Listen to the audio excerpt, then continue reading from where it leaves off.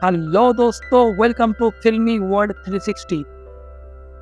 आज जिस मूवी के बारे में हम लोग डिस्कस करने वाले हैं उसका नाम है एवेंजर्स एंड गेम, जो कि इस मूवी को 2019 साल पे रिलीज किया गया था और IMDb पर इसका रेटिंग बहुत ही अच्छा है, 8.4 आउट ऑफ 10। बहुत सारे लोग इस मूवी को बहुत पहले ही देख चुके हैं, लेकिन बहुत सारे लोग ऐसे भी हैं जो इस मूवी का कहानी को अच्छी तरह से नहीं समझ पाया है। डोंट वरी, आज की इस वीडियो में मैं उन सारी लोगों की कॉन्सेप्ट दूर कर दूंगा। मूवी का जो लेंथ है वो 3 घंटे का है और अगर आप MCU के असली फैन हो तो ये 3 घंटा कैसे बीत जाएगा आपको पता भी नहीं चलेगा। इस 3 घंटे की मूवी में 11 साल की मेहनत दिखाई गई है। इस मूवी की कहानी वहीं से शुरू हुआ था जहाँ पे इन्फिनिटी वॉर की कहानी खत्म हुआ था। अगर आप इन्फिनिटी वॉर की स्टोरी को अच्छी तरह से समझना चाहते हो तो वीडियो के डिस्क्रिप्शन में एक लिंक दिया हुआ है, वहाँ पे जाके आप लोग देख सकते हैं। मूवी के शुरुआत पे हमें क्लिंट यानी हॉकाई को दिखाई जाती है। कुछ साल पहले वो एक क्राइम किया था और इसी वजह से वो हाउस अरेस्ट पे था, इसीलिए इन्फिनिटी वॉर में उसे नहीं दिखाई गया था। इन्फिनिटी वॉर में थेनोस की स्नैप करने के बाद आधी दुनिया के साथ भी उसके पूरे फैमिली भी धूल बनकर गायब हो गया था। पहले तो वो कुछ समझ भी नहीं पाया था, बाद में उसे सब कुछ पता चला और वो अपनी चेहरा को छुपा के दुनिया के सारे बुरी लोगों को मारता फिर रहा था। उसके बाद मूवी का सीन शिफ्ट होता है और एक स्पेसशिप पर टोनी स्टार्क और नेबुला को दिखाई जाती है, जो कि खराब हो चुका था और स्पेसशिप स्पेस में ही यहाँ वहाँ भटक रहा था। स्पेसशिप में वो दोनों जीने की आशा बिल्कुल ही छोड़ चुके थे और अचानक स्पेसशिप के सामने एक तेज रोशनी आता है और वो कोई तेज रोशनी नहीं होता है, वो दरअसल कैप्टन मार्वल होता है।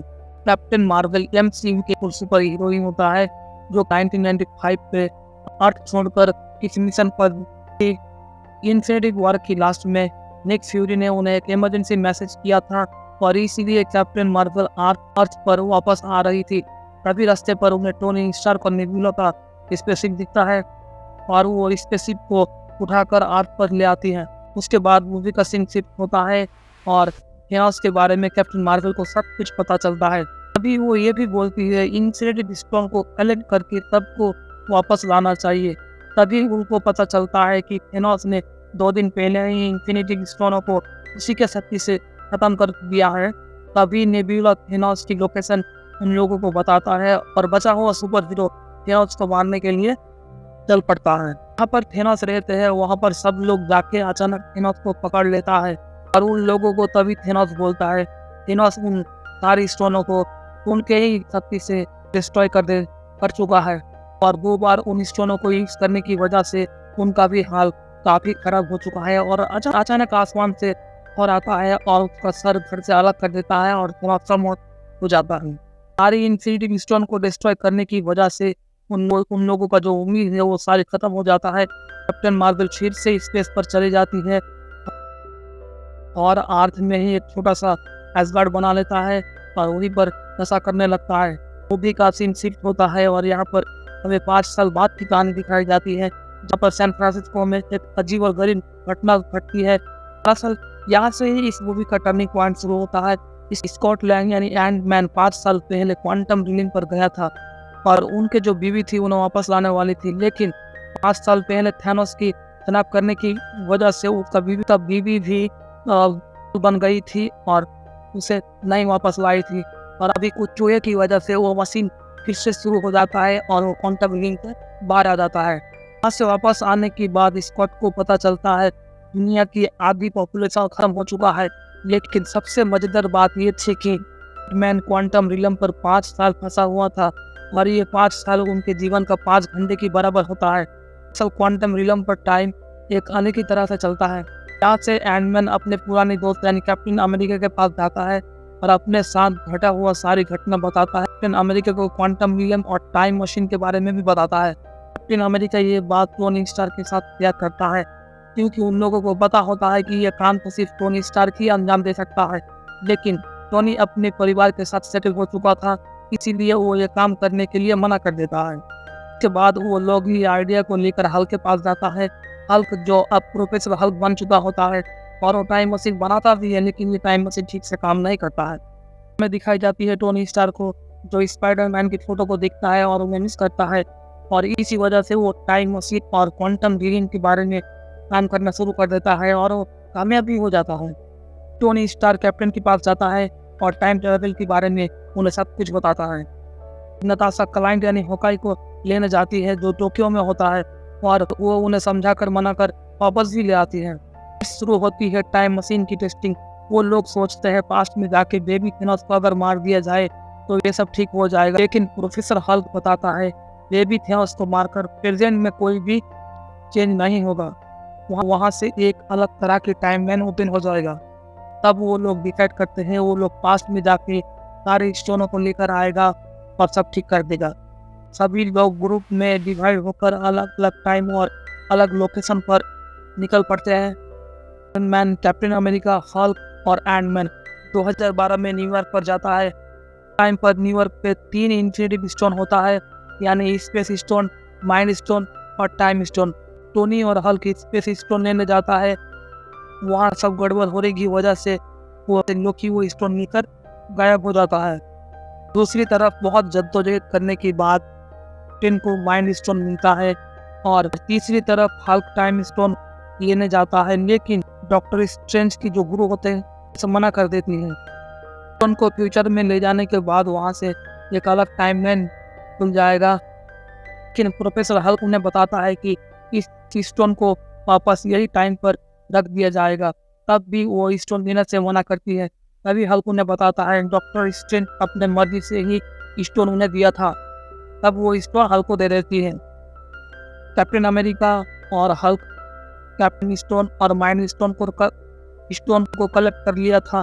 फिर टोनी और स्कॉट को स्पेस स्टोन नहीं मिला था, इसीलिए कैप्टन अमेरिका और टोनी स्टार 1970 में जाता है। वहाँ पर टोनी अपने पिता से मिलता है, स्पेस स्टोन जैसे तैसे कलेक्ट कर लेता है। इसके साथ कैप्टन वहाँ से एक्स्ट्रा पार्टिकल ले लेता है जो कि उनके पास इसकी कमी थी। हमें 2013 की यादगार दिखाई जाती है। वहाँ पर थॉर और रॉकेट को दिखाई जाती है। लोग वहाँ पर रियलिटी स्टोन को कलेक्ट करने गया था, तब वो स्टोन जेन फॉस्टर की बॉडी में होता है, और उस टाइम जेन एस्गर्ड में भी होता है। रॉकेट जेन की बॉडी से उस रॉकेट को है और अपने माँ को देखकर बहुत ही भावुक हो जाता है और कुछ बोलना चाहता है, लेकिन उसके माँ भविष्य के बारे में कुछ भी सुनना नहीं चाहता है। वो अपना हैमर को लेकर वहाँ से निकल पड़ता है। यहाँ हमें 2014 में बर्मी पर ब्लैक विडो और हॉकाई को दिखाई जाती है। टोनी स्टोन लेने के लिए वो लोग गए थे। टोनी स्टोन लेने के लिए आपको अपने सबसे करीब लोगों को कुर्बानी देना पड़ती है। हॉकाई और नताशा बहुत ही अच्छी दोस्त होता है। उन लोगों को पता था अगर उनमें से एक की डेथ होता है तो दूसरा वो स्टोन लेके हाथ पर चला जाएगा। ये वो दोनों अपनी जान देने के लिए जाती है, लेकिन ब्लैक विडो अपनी कुर्बानी दे देती है और हॉकाई को सोल स्टोन मिल जाता है। नेबुला और रोडी 2014 में वोराक प्लैनेट पर जाता है पावर स्टोन लेने के लिए। वो लोग पीटर क्विल को बेहोश करके उससे पावर स्टोन कलेक्ट कर लेता है। रोडी पावर स्टोन लेकर लौट जाता है। नेबुला पावर स्टोन लेकर लौटने ही वाली होती है, तभी एक प्रॉब्लम क्रिएट हो जाता है। दरअसल नेबुला एक ह्यूमनॉइड होती है, उसकी बॉडी और इसके दिमाग पूरा मशीन से बनाई होती है। पास्ट की नेबुला और फ्यूचर की नेबुला के दिमाग आपस में कनेक्ट हो जाता है। 2014 वाली थेनोस फ्यूचर वाली नेबुला के दिमाग को स्कैन करके अपने फ्यूचर जान लेता है। फ्यूचर की नेबुला से उसका टाइम ट्रैवल वाला डिवाइस छीन लेता है। अपने साथ ही अभिनवों की हेल्प से उस टाइम ट्रैवल वाले डिवाइस को कुछ ऐसा कर देता है ताकि उस टाइम मशीन से उसके सारे आर्मी को भी फ्यूचर में ले जा सके। पास्ट की नेबुला फ्यूचर में चली जाती है, लेकिन वो थेनोस के शिप के लिए गेट को ओपन कर सके। इस दौरान सभी हीरोज स्टोन को एक नया गॉन्टलेट में फिट करता है। आयरन मैन ने बनाया था। हल्क ने उस गॉन्टलेट को पहन लेता है क्योंकि उससे निकलता है गामा रेडिएशन और हल्क गामा से ही बना होता है। वो उस गॉन्टलेट को पहनने के बाद हल्क का बुरा हाल हो जाता है और इस कंडीशन में भी वो सनअप कर देता है और की वजह से सब लोग धीरे धीरे वापस आ जाता है। यहाँ पर सबसे अजीब बात ये थी, उन सब की एज यहाँ पर, और उन सब वो सबसे अजीब बात हुआ यहाँ पर ये थी, उन सब की एज 5 साल पहले जितनी थी अभी भी उतनी ही है। समाप्त करने के बाद हल्क का जो हाल होता है वो बहुत ही बुरा हो जाता है। तभी हल्क आसमान पर थेनोस किसी को देखता है। पास्ट की जो थेनोस होता है वो बहुत गुस्सा हो चुका होता है और वो डिसाइड करता है वो यूनिवर्स को पूरी तरह से खत्म कर देगा और नया एक यूनिवर्स क्रिएट करेगा और नए यूनिवर्स की लोग उनका पूजा करेगा। फिर हमें दिखाई जाती है एक धमाकेदार फाइट। एक तरफ कैप्टन अमेरिका और आयरन मैन और दूसरी तरफ थेनोस की एक धमाकेदार फाइट। एक तरफ 2014 वाली गामोरा फ्यूचर की गामोरा को मार देता है, दूसरी तरफ की गामोरा और फ्यूचर की नेबुला के साथ दोस्ती हो जाता है। हमने कैप्टन अमेरिका, आयरन मैन और थॉर पूरी तरह से कमजोर हो जाता है और तभी नीचे थेनोस के पूरे आर्मी आ जाता है और उसके साथ साथ ही 5 साल पहले जो लोग भूल बन चुके थे वो सभी हीरो वहाँ पर आ जाता है। और यहाँ पर लड़ाई में वांडा का सामना थेनोस से होता है। वांडा थेनोस का हाल बहुत ही बुरा कर देता है। तभी थेनोस शिप से फायर करने के लिए बोलता है। अचानक आसमान से एक अनोखा चीज आता है और उस शिप को डिस्ट्रॉय कर देता है। दरअसल ये कोई चीज नहीं होता है, ये कैप्टन मार्वल होता है।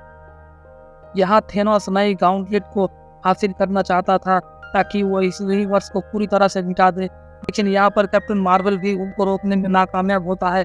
तभी डॉक्टर स्ट्रेंज आयरन मैन को इशारा करता है, यह एक आखिरी मौका है जहाँ पर वो लोग जीत सकता है।